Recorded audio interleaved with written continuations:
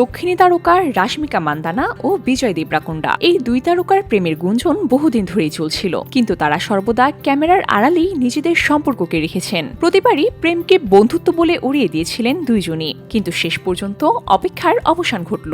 গুঞ্জনে এবার সত্যি হলো। দীর্ঘ 7 বছরের প্রেমের পর অবশেষে বিবাহ বন্ধনে আবদ্ধ হলেন রাশমিকা ও বিজয়।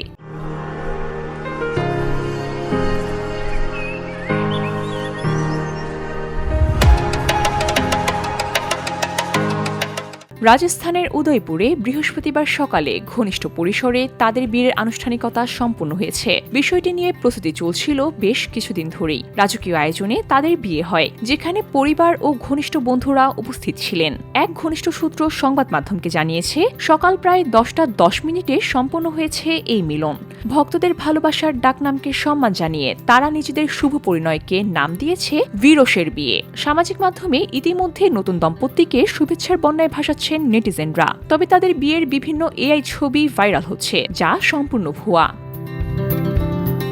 প্রসঙ্গত, রাশমিকা ও বিজয় প্রথমে একসঙ্গে অভিনয় করেন গীতা গোবিন্দম ও ডিয়ার কমরেড সিনেমায়। পর্দার রসায়ন থেকে শুরু হয়ে বাস্তব জীবনের সম্পর্ক। যদিও দীর্ঘদিন সম্পর্ক নিয়ে মুখে কুলুপিটি ছিলেন তারা, কিন্তু সম্প্রতি নিজেদের সম্পর্কের কথা স্বীকার করেন। নতুন এই দম্পতির বাস্তব জীবন পর্দার মতোই সুখী হবে, এমনটাই প্রত্যাশা ভক্তদের।